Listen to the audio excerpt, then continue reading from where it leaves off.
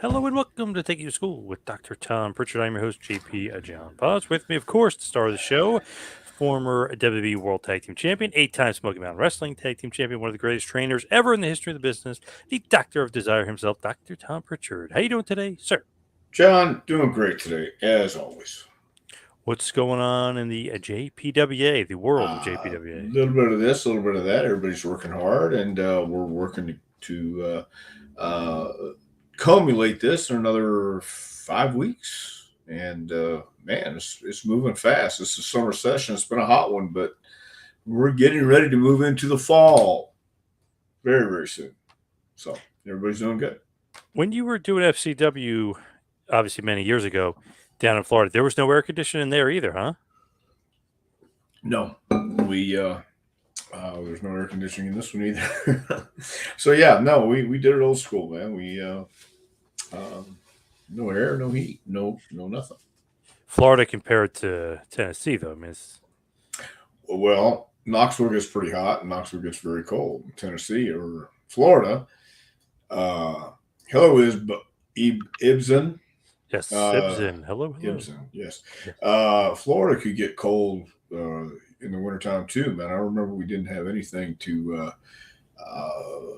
do anything to heat it up one time or a couple days in a row. We had to cancel class because man, you just couldn't move. It was terrible.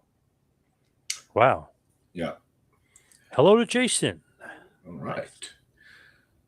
I like the little thumbnail shot Jason had. I'm a Yep. huge space mark. Oh, I like it. Yeah. Saturn, I think, if I'm not mistaken. do you believe in aliens? Well, I have a book about Area 51. I heard this lady on Joe Rogan, and she's talking about uh, when the Russians under Stalin, I guess, did these experiments. It was a very interesting interview. I ordered the book right away, and I've yet to pick it up because I've got like 4 books ahead of that I've promised myself I'm going to read. I got to tell you, man, it's getting busier and busier. Well, I don't really have time to actually sit down and read for leisure, so I do it when I'm sitting down, if you know what I mean. Hello, Barbara. Well, hello, Barbara. I'm doing well. I'm not sure about John because his heat condition is going up. Yeah, not good. I have to stay downstairs. Nowhere Yeah. it's a little bit colder right now for sure. Well, It's funny. Just obviously. got a brand new AC too, so I don't know what the hell's going on. Literally Well, that brand new in sucks. May. Yeah, we bought Crazy. one about 5 years ago for our house, and thank God it's still working. So, but the summer's been brutal here. It really has, and I like the hot weather, but man, some days I've been begging off. So it's about to get cooler. Right around August, the end of August is when our leaves have been falling. So, um, and it's no different this year too. It's awesome. I think it says Mr. John. I watched you when I was a kid at the Louisville Gardens, USWA style. Well, yeah, that was a lot of fun. I don't know how many runs in Memphis, which would be Louisville, but Louisville Gardens where I broke my ankle with Stan Lane, and that was the catalyst for me becoming a doctor, if you will. Ah, yes, that's right. We've Mm-hmm. talked about that before. Yes, we Greetings did. from Puerto Rico. Royto, yes. I sent a message to um, Savio. Savio wasn't doing too good this past Oh, weekend how's he either. doing now? I know he had a little He's health he issue. Well, he said he was going to go home, but that was the last I heard from him. Joe Goodhart show in Philadelphia. His opponent was Ted Petty. I believe one of the names. Yeah, I remember wrestling Ted in gosh, that was Joe Goodhart show. Yeah, Yeah, Joel that's fun. Goodhart, probably TWA in Philly. Yeah, that was awesome. That was a great show too. Ted took a bump. We fought up into the top level of the bleachers, and he took a bump all the way down. He said, "Hit me," and I did. And little did I know he was going to take that bump. And that's that. Man, have you ever tried tumbling down stairs with no pads on or nothing? No, Yeah, yeah. No, that wasn't my he was deal either. crazy. So He put yeah, Zebra Kid, but I think it was Cheetah Kid. Cheetah Kid. I think Yeah, so. You're right. Yes, Cheetah Kid. there was a Zebra Kid, but There not was a not Zebra Kid. not Rocco or not Rocco Rock Ted Petty though. Yeah, Yeah, wasn't Ted. Brendan, what's going on, Dr. Tom? How's it Well, going? you're looking at it right now, and it's a Wednesday evening, and this is it. This is something I don't take for granted anymore. I used to take it for granted because I thought we only had two viewers, but now I think that was at least four. Yeah, there you go. There we go. Now, Ibsen wants to know what happened with Savio and his health. I don't know if you're allowed to reveal, but Well, I'm not really quite sure. I saw it on a website, and I just said I saw where you were in the hospital, and I want to let you know that my thoughts and prayers are with you. And he said, "Thank you. I'll go home soon." I thought, well, okay, cool. I didn't want to send a long message or try and call because if you're in the hospital, that's probably the last thing you need. And it did say, "Hey, respect my privacy," but I thought I'll text you and see what kind of response. In fact, I'll tell you what he said. Gosh. Anyway, it was it was just a real quick. Here we go. And he said, "Thank you. I'll go home with the prayers." So that was it. But I'm not really quite sure. It might have had chest pains or something. Man, that's yeah. You never know. And these days, as you get older too, something that might just be a severe headache. You start thinking, and I start thinking sometimes too. I've known people who've had strokes and didn't know they had strokes, yeah. and until it was too late. Same thing happened to my brother.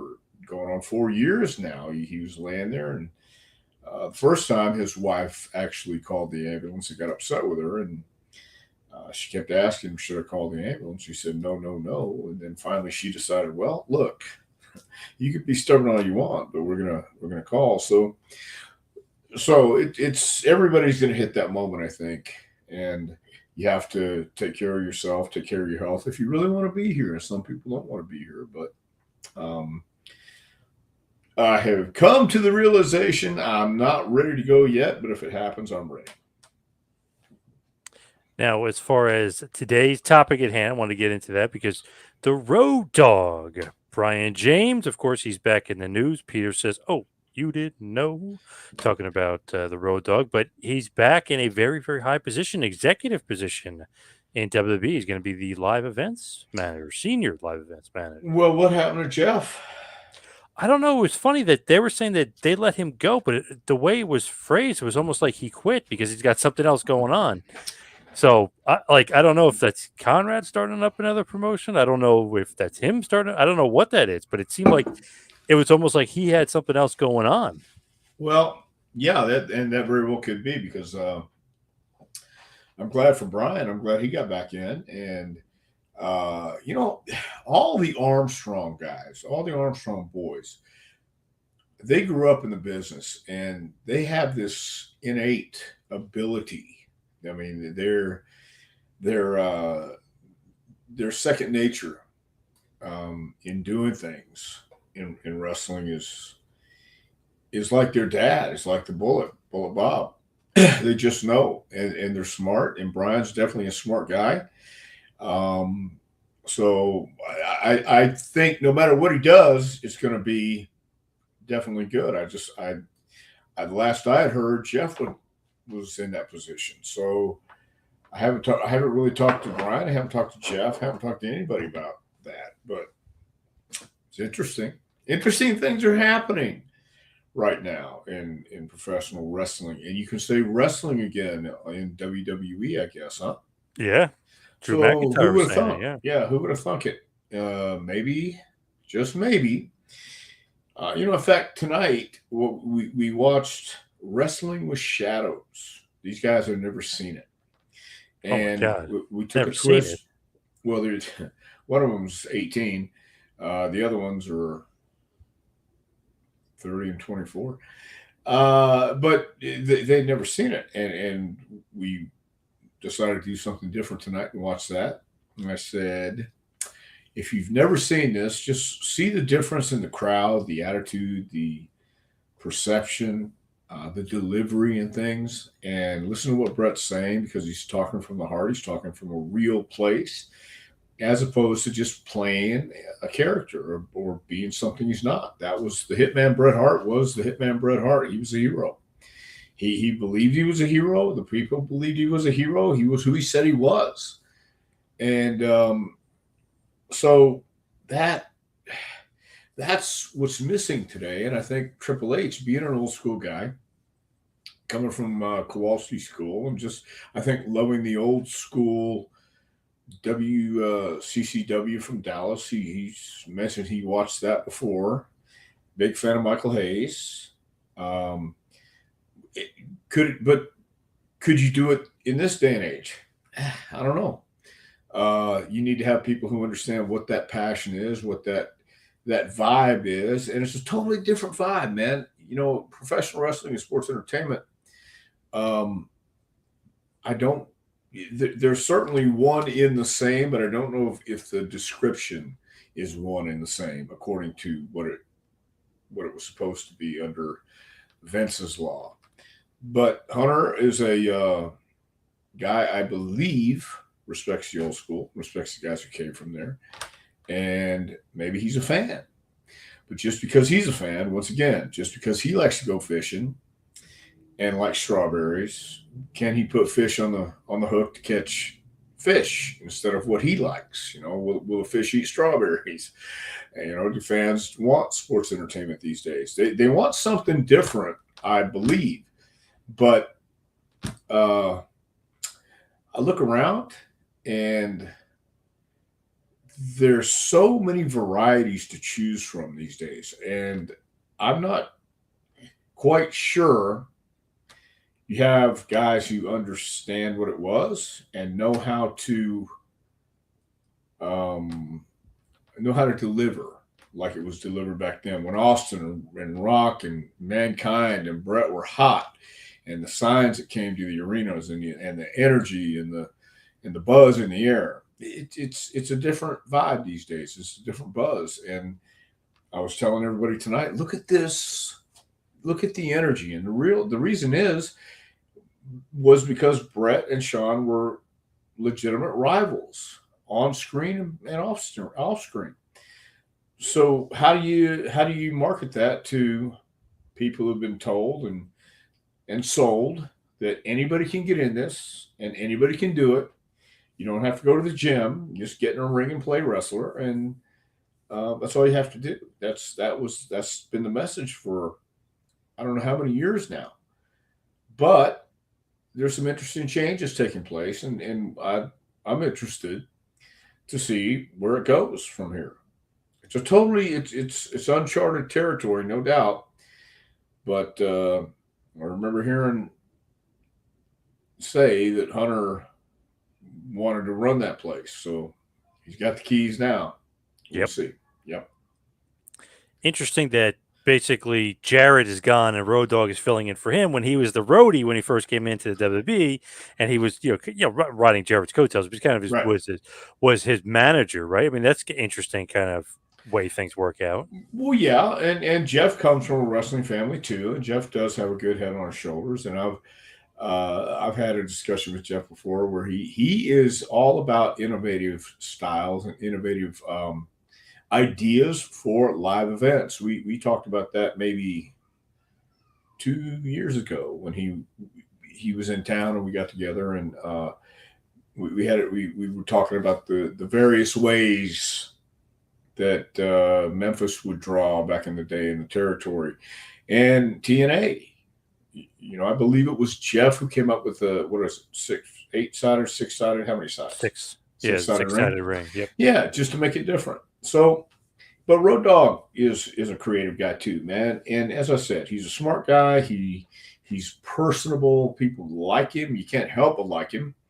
Witty, quick on his feet. Don't get in a verbal contest with him because you won't win. And so, I think it's going to be. They're going the right direction, trying new things and trying to not just trying to put a different spin on things. And I guess we'll have to wait and see what works and what doesn't.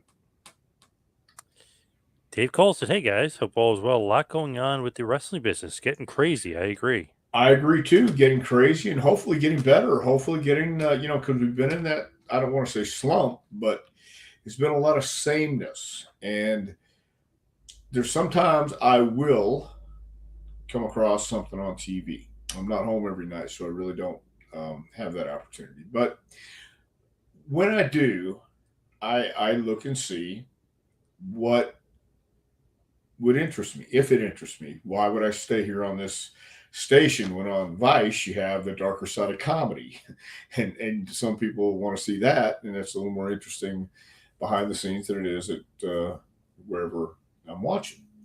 So everybody's I trying to get viewers and eyes on the product, and uh, I don't know where the unpredictability is or where you're going to get it. I mean, I don't even know where to start looking. Crazy. It's crazy Yeah, business. it really is. Barbara wants to know, please ask Dr. Tom if he could describe how good Bullet Bob was. Obviously, the father of Brian. Yeah, Bob was in a league all his own. He was the Georgia jawjacker and a legitimate badass. He was one of those guys who taught me I, when I'd ride with him. On occasion, I would drive him from Pensacola on the tours when we would go to West Virginia or Knoxville or wherever it was happened to be. Uh, he taught me how to interact because I'm terrible to this day. I'm not as bad as I was, but I yeah, can't explain it. But I just never there was something on my shoulder or something in my head that I couldn't connect with people. Goes back to a young age, and I just never was comfortable around people. Didn't like people. Didn't know how to have a conversation. Bob taught me how to have a conversation. It didn't have to be about anything, but Bob was great. He wasn't good. He was great, and he when he got in the ring, people believed in him. And when you talked to him, you believed he was who he was because he was. He was authentic. And that was how he was so great. He stepped in the ring and he was looking like he was knocking the hell out of you and you wouldn't feel it. That's the art. That was how great he was. He wasn't just good, he was great. And he had all the boys um, from Scott, Brad, Steve, and Brian. All of them got something from Bob, and you could tell it. They all got his wit. They all got his ability to communicate. Um, Brad was, and I think all the boys will agree with this. All the Armstrong boys would certainly agree with this, and the guys in the business. Brad was probably the best worker out of the boys. Bob was again. He was in a league of his own. You couldn't. There's no comparison. I don't even know what to compare it to, especially in the South. He's a legend, and he was a hero to a lot of the guys who started out in this part of the country. And there's Barbara says, was Brad the best worker? Yes, he certainly was the best worker of the of the clan. And Brian was probably the best entertainer. And Scott, I wrestled Scott many times. What a hell of a worker he was. And Steve, but they all had that element. Stevie was a brawler. Scott was a hell of a businessman. He could promote, he could talk, and he could wrestle. But Brad had this innate ability inside. He had it, and Brad wasn't as comfortable in front of the camera, but backstage in the locker room, they all kept things flowing and messing with somebody or telling a joke or just being themselves. And that was, I think that's a huge part of what's missing today. The dressing room culture where the guys were having fun and didn't have to go over the matches 30 times. You had a beginning and maybe a finish and maybe a beginning. You just kind of figured that out in the ring. But the in between stuff, you felt it, and it's a lost art. Not everybody needs to know A, B, C, D, E, and don't understand. If you get lost at D and you don't know how to get to a finish, well, you're screwed. that's why you have to do it over and over and over. So if you do get lost, you know where to go. You don't have to do everything in order because things are going to mess up. You're going to get lost, and if you don't know how to carry on from point D to the end of the match, then you're terribly lacking, and in my opinion, very unprofessional. A lot of the people don't teach that these days. And the way you learn that is repetition, repetition, repetition. It's like being a stand-up comic. You can tell jokes all day in an empty room, but you don't know how if they work until you get in front of a crowd. Right. Yeah. Brendan makes a point here. Road Dogg did some great stuff in NXT. Looking forward to see what he does in WWE. The only thing is he won't be uncreative yet. I have a feeling Right. that he'll get there, but he's not uncreative yet. But obviously, he's got a good position. Right? Well, what I've learned is you do multitasking wherever you go up there. And as a friend of Hunter's and someone who's well thought of, I certainly believe if Brian sees something or Hunter asks him, he'll have an opinion or something to pull out of his sleeve, and or just in overall general conversation. I Well, he think wrote SmackDown and NXT, so I mean, obviously, they could probably bend his ear a little bit for some creative, if needed, but you know that again, and he said this himself that again is one of those things you can burn out on, and that's what happened the first time. He was, every week is a different challenge. It could be different now, obviously it is, but um, either way, I don't think the being creative is like, or asking somebody how you're creative is like asking a bird how do you fly. You just do. And some people have it, some people don't. That's not my strong point by any stretch of the imagination, but that's a good point to have. I can go with the details and I can go with the little things in the ring, but when we put it all together, I can do that, but that's not my strong point by any stretch of the imagination. Some of these guys, like a Pat Patterson or a Michael Hayes or a Road Dogg, just have that ability and they enjoy it and they love putting stories together and putting the matches together. But and that can be a very stressful job. DiBiase tried it, and Vince told him he was like Ray Stevens. Ray Stevens could have the greatest match in the world, but as far as telling somebody else how to do a match, it was a mental block. And DiBiase was the same way. He could do his match. He could do what he did. He knew where to put his stuff. But to be able to put somebody else's match or have suggestions for them is a totally different game, totally different spectrum to put together, I guess. Rewinding back, when was the first time you met Road Dogg, Brian James? Was it through Brad and you were hanging out at the house? He was probably a younger fella at that point. Yes, I believe it was. He made some trips with us in Pensacola too, and I believe it was right. I don't know if it was after. Yeah, I think it was before he went in the Marines because he was a younger guy. But like again, all the Armstrongs, they have that personality that they you want to be around them. It's a pleasure and it's a lot of fun. And so yeah, but I met him a long time ago. I think it might have even been in Atlanta because I met Scott and Steve in Atlanta. I don't know if he was there that day or not, but everybody was very young. Everybody. When you did see him there, eventually he did, I think, one or two matches in WCW in like 91 and kind of, maybe got his feet wet a little bit there. But really, his first real foray into business was Smoky Mountain Wrestling. He was kind of like the Dark Secret at first, Well, kind of saying that he was Bullet's Dark Secret. But was that really the first time like you wrestled him, or did you wrestle him in Continental at all?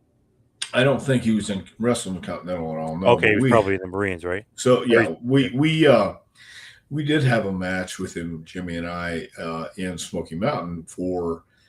It was a match he was going to send over for Inoki to get booked in Japan. Oh wow! Yeah, so we did all the stuff he wanted to do, and I think he got a tour over there. I don't remember, but Yeah, worked with him a couple times. He had a battle royal with him. Then you had a six-man tag. Brian, Scott, and Steve defeated Dirty White Boy and the Heavenly Bodies. And then on 9/11/93, you had a one-on-one match with him. You beat him in Morristown, Tennessee. I mean, obviously very, very young in the business. But did you Yeah. see something in him at that point? Yeah, you saw something in all those guys. Once again, it was second nature to them, and you either have that or you don't. You're either a natural or you're not. Not to say that you can't learn, but Brian was a natural. All the boys were naturals. Um, they knew what to do. They knew where to go. Again, that it has to be in you to get to that point. But they studied their dad. They had, they had one of the greatest uh, workers of all time to study, to listen to learn from. And Bob would occasionally do that on the road trips and talk about how how to have again talk about how to communicate and have a conversation, especially when fans would recognize him. And fans recognize Bob everywhere we went. He knew how to be personable. He knew how to be engaging. He understood that. He understood that when the wrestling fans watched his generation on TV, they were special, and he made the people he talked to, at least the ones I saw him with, he made the people he talked to and that came up to him feel special. You may not remember what you say, but they'll always remember how you made them feel, and he taught me that too. So uh, you could tell just in the back in the ring they had that feel. Some people just get in there and feel right at home right away, and everybody has to go through that green process, but that's part of the process, and he definitely got through it. Obviously, he's done pretty damn good for himself. Was Road Dogg always in the original plans to become the Roadie? I don't know if you'll know that or not. I have no idea. I know he's mentioned before that he was upset that that was going to be his first big break, but then he made the most of it, and he and Jeff became good friends, and it all worked out in the end. DX, one of the most famous and popular factions in WWE, still talking about it today. So I think whether he knew it or not, he made the most of it, and he uh, got put in a really good spot early on to be able to not only be the roadie but to sing the song, with my baby tonight, and that was supposed to be the angle until it wasn't, and he walked out. Ibsen was wondering just your impressions when he came over as the roadie. Did you think he improved? Did he get better? Like, did you think like, okay, now he's really, he's got his feet wet now.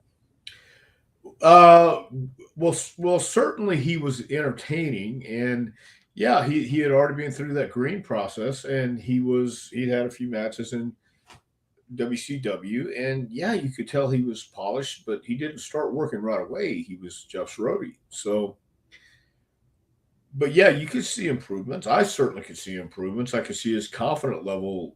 He always had a lot of confidence, but his confident level was on par with any top guy, especially at that time.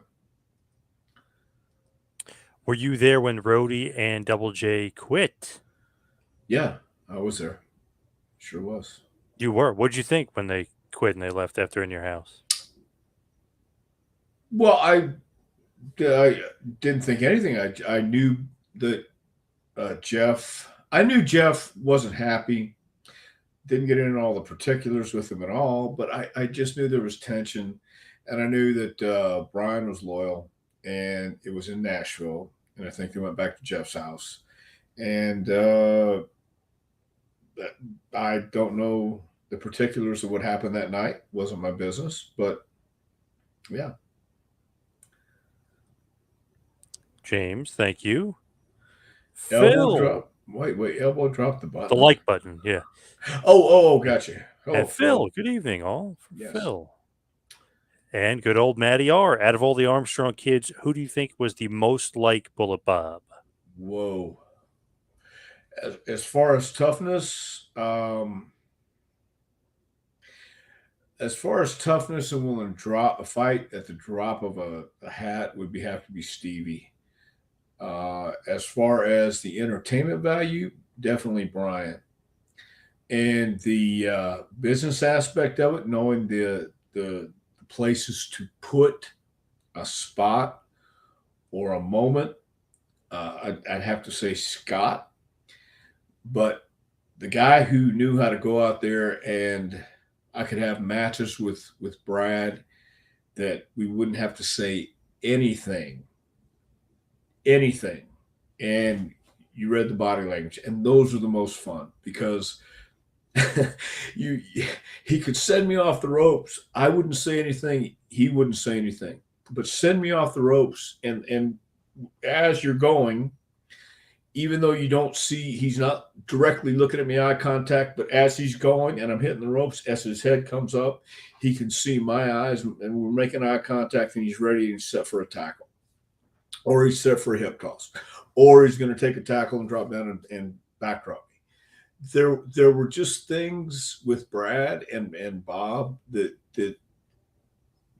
again, that it's a lost art. And you didn't have to call every single, hey, I'm going to grab your arm. Hey, arm bar. Hey, arm drag me. No. It was a feeling thing, and we were ready for anything.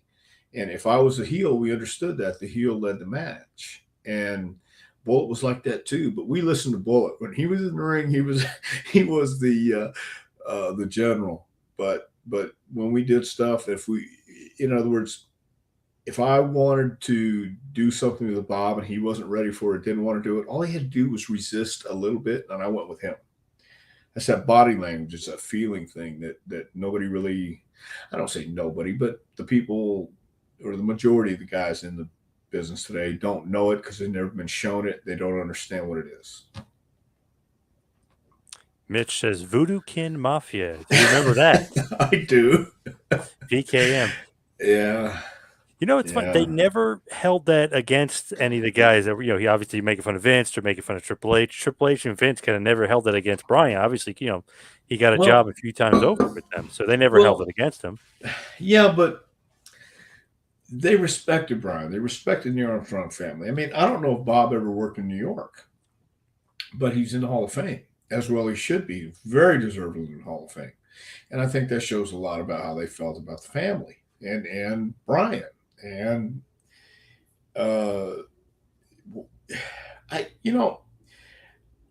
they never held it against Bischoff too.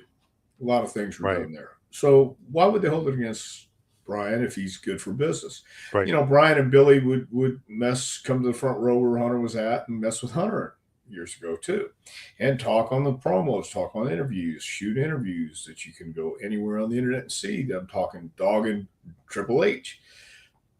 But that was then, this is now. And, kudos for Hunter not holding it against him, because I think you realize not too many have the mind Brian has, or Scott for that matter.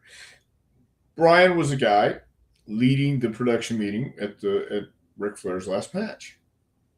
That says a lot about the confidence people have in him. He knows how to conduct the meeting, keep it flowing, be in the back, be a gorilla. There's no panic. He's been under pressure before. He was in Desert Storm. He's a Marine. That holds water with those guys, and he commands respect. He respectfully commands respect. It's a natural given. You give respect, he'll show respect, and vice versa. If you don't, he's not afraid to bite your nose off. So, does Road Dogg have the best mic skills in the family? Second to Bob, yes. If he asked you for any advice in his new position, what would you share with him? Like, what advice would you give to him? Well, I don't believe he would, but if I did, just be you. Because Brian doesn't need advice. Brian gives advice. But if as long as he's him and asked a question or asked what he feels, he's not shy about telling anybody. So he doesn't need advice. And he's certainly not going to ask for my advice. I'll tell you that right now. But I'm certain that he is confident in his ability and in his knowledge. Right, wrong, or indifferent, he's going to have an opinion, and he won't. I don't know that he would ask too many people, except maybe Shawn Michaels or Triple H. Phil says Brad was butter, smooth as butter. Yeah, if you couldn't have a match with Brad Armstrong, you did not belong in this business.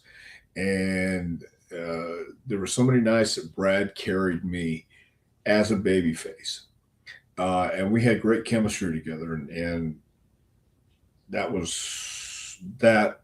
is one of the most awesome feelings. Whether you're a top guy or not, man, just going out there and being able to work with somebody that is so much fun to work with. Flair, when he would come in the territory, like Pensacola or Atlanta, wherever Brad was, but mainly Pensacola, because Bob owned part of the territory, he asked to work with Brad at least somewhere on the tour, and usually got 2 matches with Brad, because Flair, the world champion, didn't get a chance to go out there and just have fun a lot of times. He was coming in and he'd always work with the top guys, and I think Rick had fun wherever he went. But Brad was such a smooth, great worker. It gave Rick, it was like a night off every time he worked with him. Bo, the king of Kingsport. Scotty could run a gimmick table as well, he's saying. He made a lot of money for his brothers and his dad with all that picture money.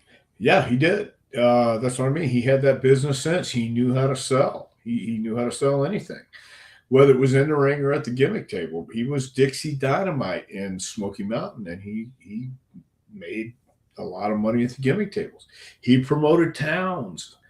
And I'll tell you, man, promoting a town is not easy. Never has been, and I don't think it's gotten any easier through the years. But Scott knew how to go in, talk to people, get towns, get a building, and come up with a great night, a great event, and people would love to have him back. So yeah, he was a great businessman. Hello from Canada. Hello from Las Vegas. Love that. Now, I have some good friends in Vegas. Brody, shout out. nice. So we're talking about Brian James, the Road Dogg. When he becomes Road Dogg and kind of shifts away from the Roadie and a little bit of the corny, cartoony gimmick, he then gets put in with Billy Gunn, Vince's idea. They both have said it was kind of Vince's idea to put those two together. Russo and the writing said they weren't sure about how they would be together. Road Dogg creates the name New Age Outlaws. He's actually used the name. I was watching an old promo of his where he called himself the New Age Outlaws. So obviously he just took that and expanded upon it. But I feel like when they started feuding, the Outlaws feuding with LOD and they beat them, that's what really kind of put them on the map, right? I mean, to me, that's like really solidified them. I mean, holy shit, they cheated, but it's like, holy shit, they beat Legion of Doom. Doesn't matter how you win, you won. Right. And right. How could that not put you on the map? And Road Dogg, that was Brian. That was an extension of him backstage. He was saying and doing stuff like that before, and I think he got the you didn't know from Brian Lee. Brian would say that in back. And Smoky Mountain had a great dressing room. Just guys having fun and still in the business. Who, I've always said this. I love, admire, and respect Jim Cornette, and I appreciate him giving me an opportunity when there were no opportunities out there. And that was what a lot of us were in Smoky Mountain. Guys that may or may not have been able to work, but Jimmy used everybody in a way that he was working towards and using everyone's strengths. It accented what you could do well, and he had some guys who were marginal, and he didn't. He knew where to put it. He knew where to put people, and Brian was I think a huge element. Obviously, that got DX over. Man, he was working, but that was him. That was Brian. He was having fun every night, going out there And but just like everybody else, you can go out there and have fun every night. It doesn't mean it gets any easier. It may be fun, but you still have to go out there. You have to put out that energy, and you have to have that credibility every time you went out. So, uh, as happens with everybody, I think you get to a point where you go, "Wow, whew, I'm tired," and and I think he did that too. And you find other ways to not be tired, and you find other ways to motivate yourself, and uh, it it added to the edginess and the credibility and authenticity that DX had. But I certainly believe that the New Age Outlaws were a huge part of that, man, because a lot of people that was their deal, and a lot of fans that was their deal, and it was Road Dogg and Billy Gunn who was a missing component, and they when they put them together, it was magic. How tough was it dealing with DX during the Attitude Era? Well, I wasn't in a position to necessarily have to deal with them for anything, except just to talk to them backstage. I wasn't. Let's see. They were in DX, and there was a click back then too. They just didn't call them a click. So they there wasn't. I had no problem because again, I knew all the guys, and I wasn't in a position to have problems with them or have any dealings or hard dealings, except to say, "Do you want a beer?" That kind of stuff. Phil says there's a great old vignette of Bob and Brad working out tricep extension at the Armstrong Gym on Georgia Championship Wrestling. I don't know if you'll remember that or not. I don't, but I've been to their gym. It was they had it in their garage in their house in Pensacola, and but that makes perfect sense. I mean, why wouldn't you? Or it could be at the Armstrong gym. Could have been somewhere when they were in Atlanta.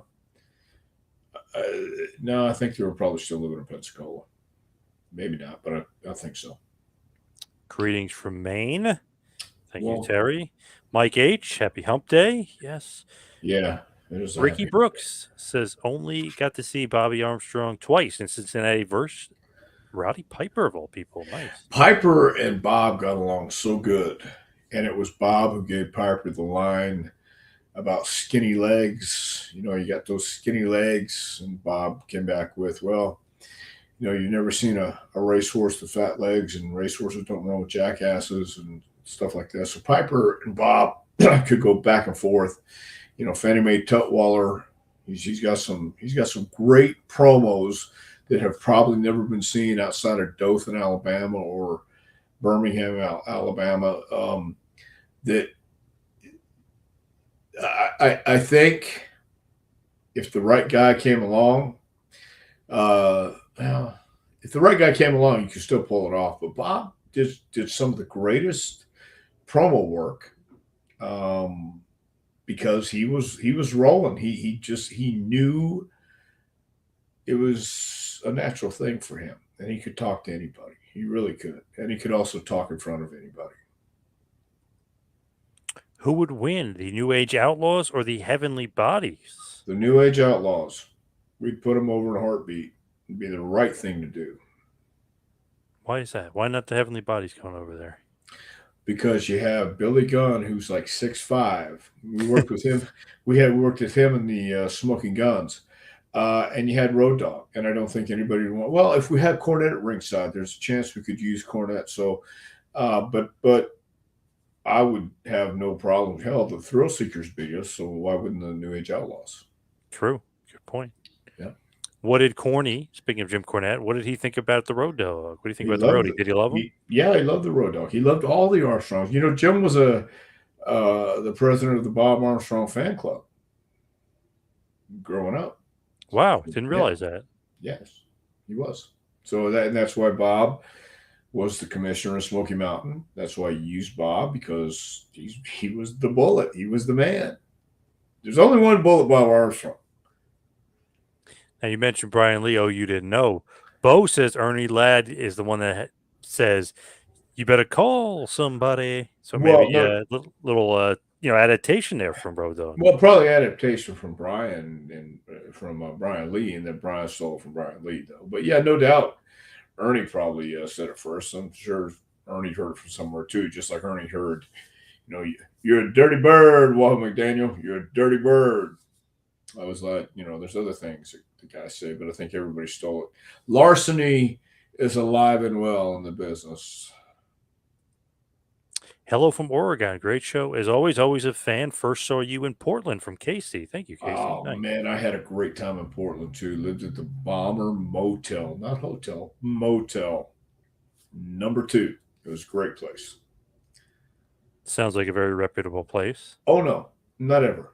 No, it was never reputable. No, it was it was a bunch of scallywags and skullduggery went down every night. Yes, but it was a lot of fun. When was the last time you spoke to Road Dogg? At Flair's last match. Oh, that's the last time. Okay. Yeah, So somewhat recently. yeah, yeah. I mean, we when we were exchanging information for that, Conrad said, "Well, do you have the run sheet?" I said, "No." He says, "Well," and then he added me on the group chat with Brian and said, "Hey, would you include Tom on these communications?" And I didn't have his number, so then he said he sent the word back, "Dr. John," with a question mark. I said, "Yeah, sure." So because I'm Dr. John Richards, and then we connected, and so and we sent a few pictures back and forth, couple we sent a couple text messages up until the show, and I think afterwards thanking him for everything. But yeah, it was at Flair's last match. Nice. Let's see what we got here. There was something that popped up. Oh, here we go. I had the pleasure of seeing a few graduates of Dr. Tom. Wayne Moxie is special. I think Wayne Moxie's very special. I agree, 100%. He's a guy who applies himself and never stops learning. He keeps going to some worthwhile seminars and comes back when he gets a chance to try it when he's in the area. He just came back from a seminar with Chavo Guerrero in the New York area. So I haven't talked to him yet, but I know he was going. So I agree. Wayne is going to he's very special. I think he's going to be even better as years go on. Now we got a bunch of just random questions, not Road Dog related, but just a bunch of random questions here. What was the hardest part about retiring?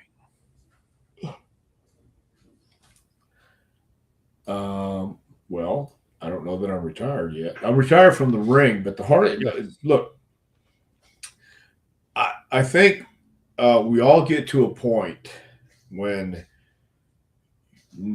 none of us none of us escape the bumps. If you bump for any amount of time, and actively, I think I was pretty consistent for 16 years straight, and then I would wrestle periodically, and for the last gosh, I'm trying to think that you get to the I got to the point. Let me say it for me. I got to the point where I was embarrassing myself, and I felt like, no, I just can't. I can't do this like I used to. Um, my body is my neck, my back is pretty shot, and I try to still do it at times. I did get in the ring, gosh, 3 weeks ago with one of the kids, and did some a basic story for 10 minutes. Didn't hurt, didn't feel bad. Then the next day, though, I felt it, but I just can't get in there and perform like I used to. And nothing was really hard about retiring. I came to the realization, Kevin Sullivan used to tell me all the time he wanted to work up until the time he was like 65 or 70 years old, like the Sheik. That was the benchmark back then. And I thought, yeah, that might be cool. But the Sheik, if you remember, not Ed Farhat, Sheik would just stab the guy with a pencil, and it was over in 3 minutes. Well, that's cool, but that's not what it's not what the style is today. So you can't do that. And even Kevin, the last time I saw Kevin a couple years ago, he says, yeah, no, I don't think he wants to get in there either. So nothing was really hard about retiring. I'm still in the business. I'm still around it. And there are times I get frustrated. Of course, I think everybody does. If you've been in this for long enough, you'll get frustrated and you'll bang your head against the wall. But at the same time, the satisfaction is when you see somebody getting it, like a Wayne Moxie, or a Channing Lauren, who's at NXT right now, or Emily Anzulis, Ivy Nile. You get frustrated, and then you see somebody who it's not all because of the trainer. They have to have the passion, they have to have the drive too. But I look at it like this: if I've had that much to do, that much with you getting in the ring or furthering your career, then I'm happy. I'm ecstatic, and it's up to you to do the rest. You're doing the hard part. You're getting out there on the road, and that's really where you learn. So I don't really think I've retired from the wrestling business. I've retired from the ring. And then KC Gold talked me into getting in the ring somewhere. I forget the name of the town. And in a 6-man against Doug Gilbert, 2 of my students, and me and 2 of my students. And Doug and I said, you and I'll get in the ring because we won't hurt each other. Well, hell, Doug gave me a black eye. I didn't duck the elbow. He caught me, and then I stole it. When you get to that point, then you got to say, look, I can't do it anymore. I don't want people laughing and saying, oh my God, that's terrible. What did you think? Terry says, what did you think of Flair's last match? I thought Rick should be allowed to go out the way he wants to go out. I wasn't expecting Flair Steamboat. Not at all. Kind of had a feeling that the way it went was the way it was going to go. But there's only one Ric Flair. If that's what he wants to go out doing. Sorry, I think about this all the time too. Ricky Morton, he's going to be 66 this year. My God, man, he still wants to wrestle. He still wants to go out there. He still can go out there. He can still work. And he's the one half of the Rock and Roll Express, Hall of Famer. So some guys just have that ability. And I thought Rick's last match should be his last match. That's what I think. James May says, what is the fallout between Flair and Arn Anderson? I'm not sure. I'm not privy to any of that. I couldn't even guess. I mean, happens to friends, happens to family all the time. It's part of being a human being. There's some days you're warm, some days you're not. And I don't really know what that situation was. Pretty sure I know what it is, but it's a little dicey. You know what I mean? It's one of those things. Yeah. Right. Yep. I mean, we can all guess, but I don't want to speculate. Yeah. Brendan says, who would you want to see Hunter bring back? He wants to see Damian Sandow come back. I think that would be an awesome addition. But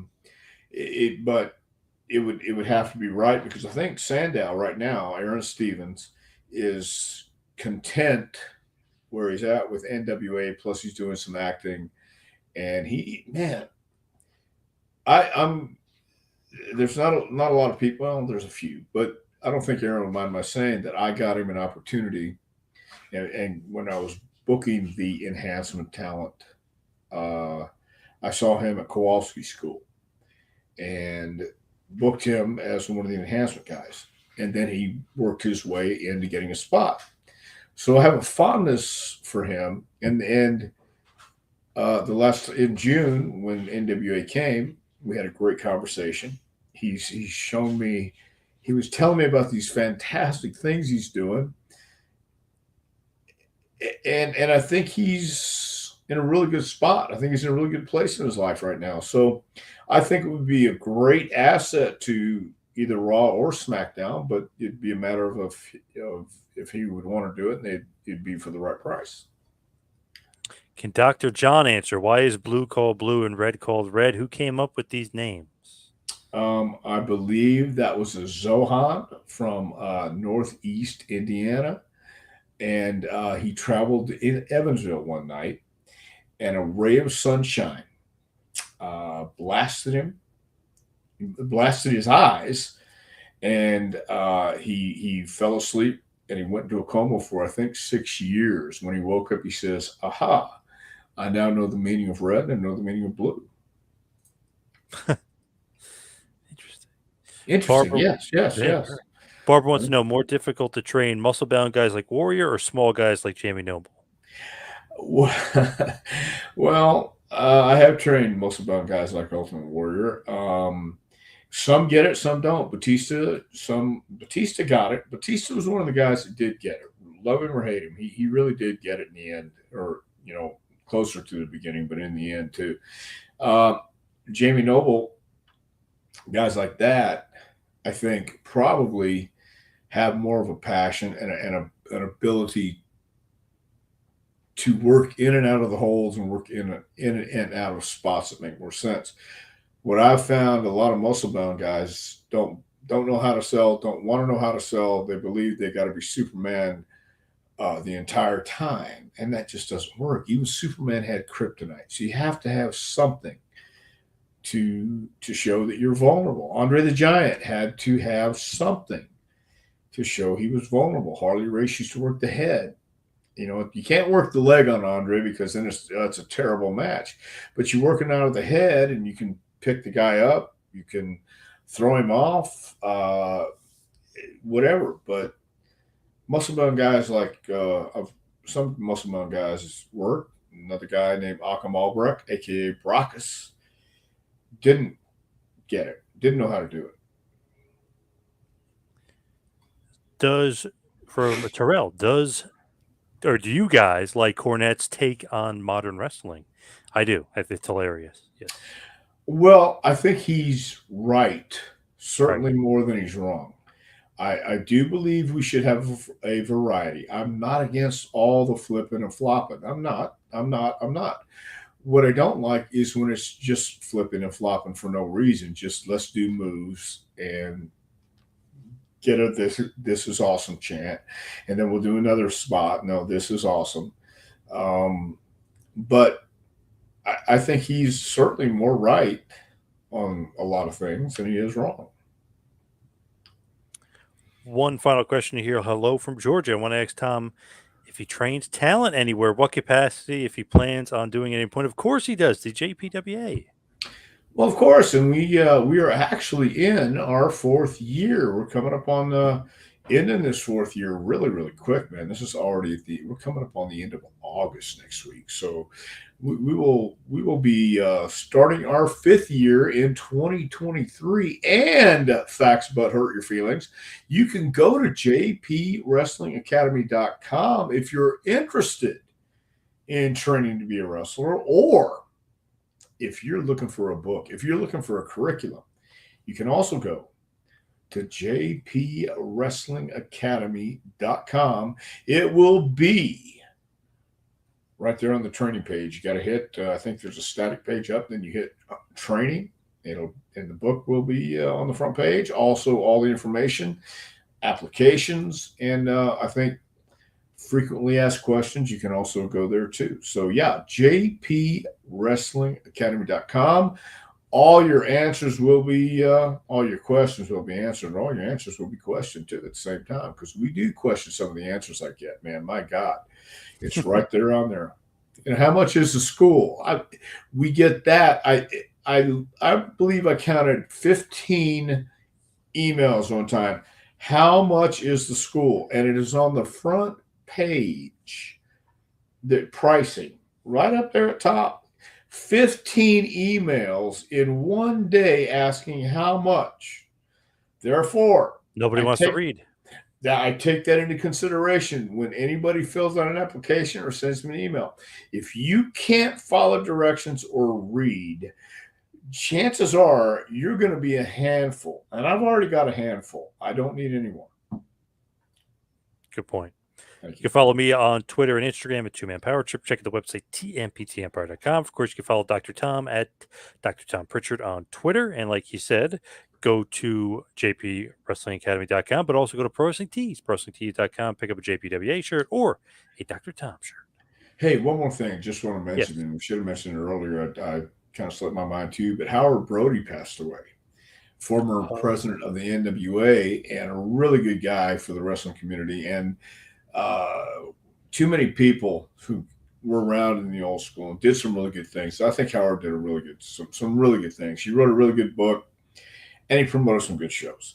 So rest in peace, Howard Brody. Just want to say that. Thank you, everybody, for tuning in. Thank you, everybody, for all the questions. See you right back here next week for a little Take It to School with Dr. Tom Pritchard. We'll see you next week, folks.